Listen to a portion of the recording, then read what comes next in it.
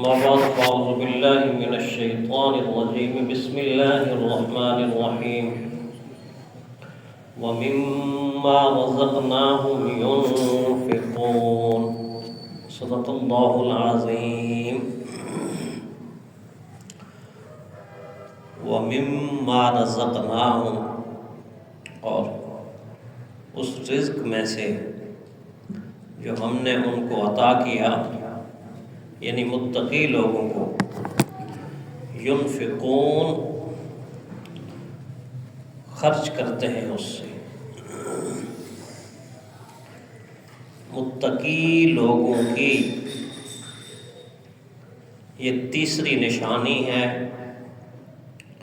تیسری علامت ہے، شناخت ہے، ان کی پہچان ہے جو اس آیت کے اس حصے میں بیان ہوئی ہے جو ابھی تلاوت ہوا ہے.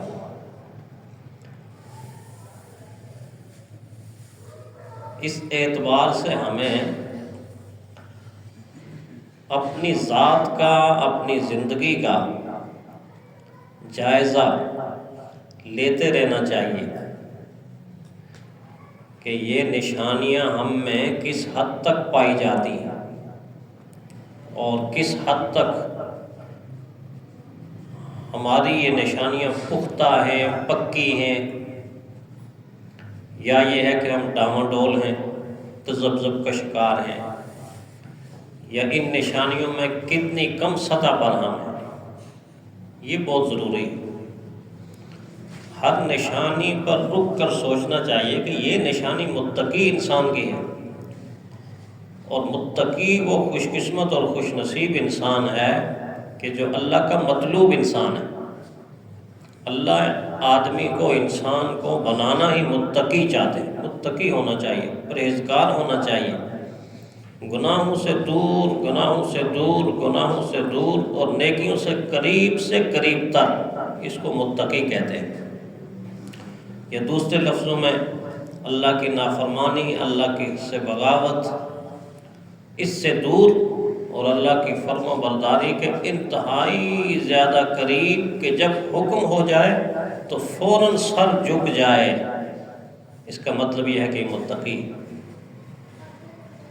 تو ہمیں ساتھ ساتھ جس طرح ہم یہ پڑھ رہے ہیں، سیکھ رہے ہیں، جب بھی ایسی نشانیاں آئیں اہل ایمان کی، متقی لوگوں کو کی، تو جائزہ لیں کہ پہلی نشانی کتنی ہم اس پر پورا اترتے ہیں. ایمان بالغیب، ایسا ایمان، ایسا ایمان، ایسا ایمان کامل کہ اللہ کی ذات ہے اور یقینی ہے، اور جو کچھ کرتی ہے اللہ ہی کی ذات کرتی ہے، اس کے بغیر کوئی کچھ نہیں کر سکتا. اتنا یقین اللہ کے غیبی نظام کے اوپر. جتنی غیب کی چیزیں قرآن حکیم ہمیں بتا رہا ہے، جس کو ہماری آنکھ دیکھ نہیں سکتی، ہم ادراک نہیں کر سکتے، ہماری سوچ وہاں تک نہیں پہنچ سکتی، ہمیں وہ سمجھ ہی نہیں آتی، جو عقل سے ماورا ہے، ان ساری چیزوں پر ایسا یقین ہو کہ جیسے آنکھوں سے دیکھی ہوئی چیز پر یقین ہے. اس کو ایمان بالغیب کہتے ہیں. بالکل ایسے جیسے تلی کے اوپر رکھی ہوئی ایک چیز، تو مجھے پتا ہے میری تلی کے اوپر یہ چیز ہے. اتنا یقین جب تک ایمان بالغیب کے بارے میں نہیں ہوگا، اس وقت تک علم الیقین، حق الیقین، عین الیقین نہیں ہوگا. وہ ڈلم الیقین ہوگا، ڈھیلا ہوگا یقین. فیصلے بھی اللہ تعالیٰ اسی طرح ہی کریں گے نا.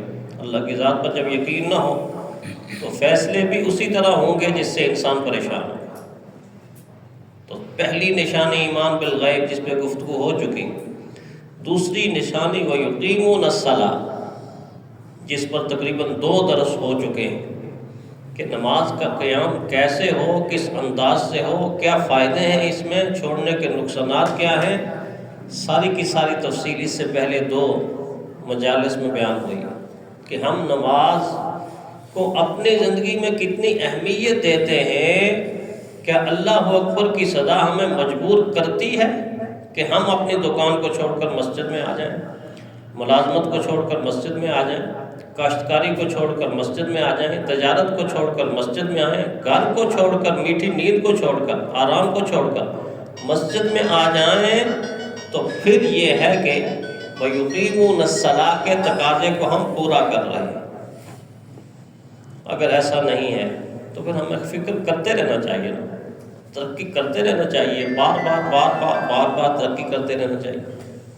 دوسری نشانی پر بھی گفتگو، وَمِمَّا رَزَقْنَاهُمْ يُنْفِقُونَ، عجیب عجیب اللہ کا کلام ہے، اللہ کی ذات پہ قربان جائیں، ایک ایک جملے کے اندر، ایک ایک لفظ کے اندر اللہ نے علم کی حقیقتیں بند کی ہوئی ہیں، اور اللہ ہم سے یہ چاہتا ہے کہ تم غور کرو گے تو میں ان حقیقتوں کو کھول دوں گا، میں ان رازوں کو آشکارا کر دوں گا، میں تم پہ علم کے دروازے، معرفت کے دروازے، ہدایت کے دروازے کھولتا جاؤں گا جب تم اس قرآن حکیم کے اندر گہرائی کی نظر سے، گہرائی کی نظر سے، سمجھ کی نظر سے اور اخلاص کے ساتھ غور کرنا شروع کرو گے تو تمہیں قرآن حکیم کی سمجھ آنا شروع ہو جائے گی کہ قرآن تمہیں سکھانا کیا چاہتا ہے، بتانا کیا چاہتا ہے اور لے جانا کہاں چاہتا ہے۔ اللہ کے عرش کے ساتھ ملاتا ہے، اللہ کی ذات کے ساتھ ملانا چاہتا ہے۔ وَمِمَّا رَزَقْنَاهُمْ يُنْفِقُونَ، لفظی ترجمہ دیکھیے، اور اس چیز میں سے جو رزق ہم نے ان کو دیا، پہلی جملے اور پہلے لفظ کے اندر ہی انسان کے غرور کو، انسان کے تکبر کو، انسان کی غلط فہمی کو اور انسان کی خوش فہمی کو اس لفظ کے اندر پہلا جملہ کہہ کے ختم کر دیا کہ انسان اعتماد کرتا ہے اپنی صلاحیتوں کے اوپر۔ میں دکان پہ جاتا ہوں، میں کماتا ہوں، میں ملازمت کرتا ہوں، میں کماتا ہوں، میں مزدوری کرتا ہوں، میں کماتا ہوں، میں تجارت کرتا ہوں، میں کماتا ہوں۔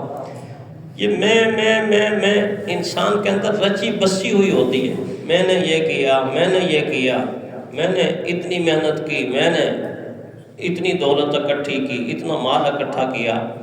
اللہ نے ایسے لکیر پھیر دی، نفی کر دی، تو کون ہوتا ہے کمانے والا، تو کون ہوتا ہے کسب کرنے والا، اور تو کون ہوتا ہے کہ تو اس کا مالک بن رہا ہے؟ ذرا سا اگر میں تیری اس باڈی کے اندر اتنا سا نقص پیدا کر دوں تو تو معذور بن کر اور مفلوج بن کر اور بے جان بن کر اور ایسے پڑا ہوا ہوگا کہ تو روٹی کا لقمہ بھی توڑ کر اپنے منہ میں نہیں ڈال سکتا۔ کیا ہے انسان؟ کچھ بھی نہیں ہے۔ غرور کو، تکبر کو، انانیت کو، عجب کو، غلط فہمی کو نکال دیا کہ رزق تیرا کمال نہیں، رزق میری عطا، رزق میری عطا ہے۔ جن ہاتھوں سے تو کماتا ہے میرے دیے ہوئے، جن آنکھوں کو تو استعمال کرتا ہے میری دی ہوئی، جس عقل کو تو استعمال کرتا ہے میری دی ہوئی، جو ذہن تو لڑاتا ہے میرا دیا ہوا، جس پاؤں سے تو چل کے جاتا ہے پاؤں میرے دیے۔ پوری کی پوری 30 کروڑ پرزوں کی مشین میں نے تجھے بنا کے دی ہے، 30 کروڑ فیکٹریاں اس کے اندر لگا دی ہیں، وہ چلتی ہیں، مسلسل حرکت کرتی ہیں۔ اس حرکت کی بنیاد پر میری عطا ہے، میں اگر نہ دوں تو حرکت کر کے بھی تو کچھ نہیں کما سکتا۔ ہوتا نہیں ہے کہ مزدور نکلا ہے مزدوری کرنے کے لیے اور شام کو واپس مایوس لوٹا ہے کہ کام ہی نہیں ملا، کام ہی نہیں ملا۔ یہ کام دینا اور کام بنانا اللہ کی ذات کا کام ہے۔ کام دیتا بھی وہی ہے، کام بناتا بھی وہی ہے۔ اس کے بغیر نہ کوئی کام دے سکتا ہے نہ کوئی بنا سکتا ہے۔ تو اگر میں نہ چاہوں تو یہ سب کچھ ہوتے ہوئے بھی تیرے پاس کچھ بھی نہ ہو، تو کنگال ہو، تو مفلوق الحال ہو، معاذ اللہ تو مانگنے والا ہو۔ ویسے تو انسان مانگنے والا ہی اللہ سے مانگنا چاہیے۔ وَمِمَّا رَزَقْنَاهُمْ، جو ہم کا لفظ استعمال کیا، چیلنج کیا ہے، جمع کا صیغہ اللہ نے اپنی ذات کے لیے استعمال کیا ہے، حالانکہ اللہ واحد ہے، اللہ واحد ہے۔ جہاں پر بھی قرآن حکیم میں جمع کا لفظ استعمال ہوگا وہاں چیلنج ہوگا، اگر میں کر سکتا ہوں، ہم کر سکتے ہیں، تم کر کے دکھاؤ۔ میں کر سکتا ہوں، تم نہیں کر سکتے، تم ایسا کر ہی نہیں سکتے۔ ہم نے جو تمہیں رزق دیا ہے اس میں اس غلط فہمی کو شروع سے ہی دور کر دیا ہے کہ تیرا کچھ نہیں ہے، تیرا کچھ نہیں ہے۔ کیا حقیقت ہے؟ وہی حقیقت جو اکثر میں ایک شعر سناتا ہوں کہ میرے روز و شب کے نصاب میں میرے پاس اپنا تو کچھ نہیں، تیرا قرض ہے میری زندگی، میری سانسیں تیری امانت ہے، میری سانسیں تیری امانت ہے۔ گویا جس طرح دوسرا خوبصورت جملہ کسی نے بولا، میں کچھ نہیں، میرا کچھ نہیں، تو سب کچھ ہے، تیرا سب کچھ ہے، تو سب کچھ ہے، تیرا سب کچھ ہے۔ اس لیے فرمایا کہ خرچ کرتے وقت کہیں تکبر نہ آ جائے نا۔ کئی لوگ خرچ کرتے بھی ہیں اور خرچ کرتے ہوئے دولت کو ضائع بھی کر دیتے ہیں احسان جتلا کر۔ وہ سمجھتے ہیں ہم تو بڑا کمال کر رہے ہیں، بڑی دیگیں تقسیم کرتے ہیں، بڑے لنگر خانے کھولے ہوئے، بہت اچھی بات ہے، بہت خوبصورت بات ہے، بہت عمدہ عمل ہے، لیکن ذرہ برابر بھی اگر رائی کے دانے کے برابر بھی یہ خیال آ گیا کہ میں یہ کر رہا ہوں، نہیں، اللہ مجھ سے کروا رہا ہے، اللہ مجھے توفیق دے رہا ہے، میرے پلے تو ہے ہی کچھ نہیں، میں تو اس کی دی ہوئی دولت کو اس کی مخلوق میں تقسیم کر رہا ہوں۔ بڑے سے بڑا سخی اگر ذرہ برابر بھی اس بارے میں لغزش کا شکار ہو جائے تو کروڑوں اربوں کی سخاوت کا ایک رائی کے دانے کے برابر بھی اس کو اجر نہیں ملے گا۔ نہ صرف یہ کہ اجر نہیں ملے گا بلکہ الٹا عذاب ملے گا، عمل ضائع ہو جائے گا۔ بڑا محتاط ہے دین، اور دین محتاط کرنا چاہتا ہے کہ تم جو دیتے ہو تو دیتے وقت خیال یہی ہونا چاہیے کہ میرے پلے تو کچھ نہیں تھا، اللہ نے مجھے کچھ دے دیا تو میں اس سے اللہ کی مخلوق کی خدمت کر رہا ہوں، یہ دین نے میرے ذمے فریضہ لگایا ہے، فریضہ لگایا۔ چنانچہ جو انفاق فی سبیل اللہ، اس کی دو صورتیں ہیں۔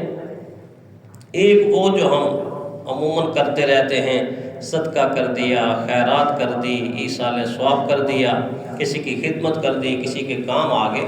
اور دوسرا وہ ہے کہ جو نہیں کریں گے تو پھر مواخذہ بھی ہوگا، پکڑ بھی ہوگی، اور اتنی سخت پکڑ، اتنی سخت پکڑ کہ انسان تصور بھی نہیں کر سکتا، جس کو ہم کہتے ہیں کہ یہ فرض ہے، واجب ہے، وہ زکوٰۃ ہے۔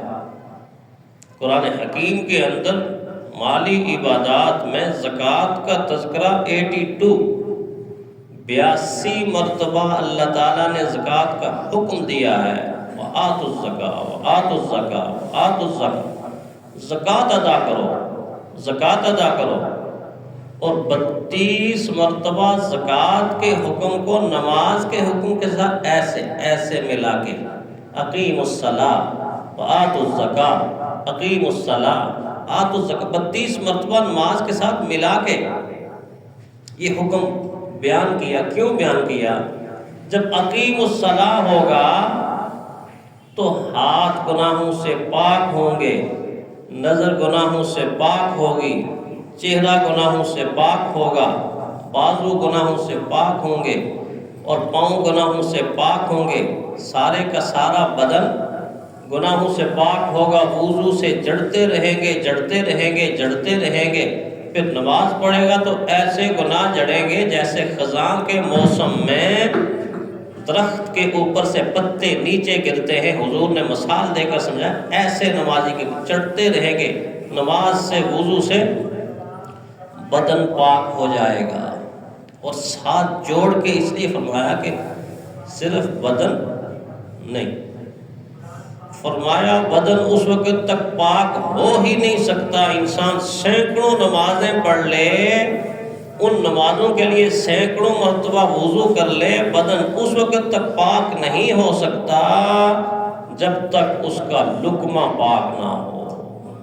لقمہ حرام کا ہے تو حضور نے تو ایک حدیث میں بڑا سخت حکم فرمایا حرام کھا کے جو عبادت کرتا ہے نہ اس کا اللہ نفل قبول کرتا ہے نہ فرض قبول کرتا ہے۔ بڑی سخت وعید ہے، نہ نفل قبول کرتا ہے نہ فرض قبول کرتا ہے۔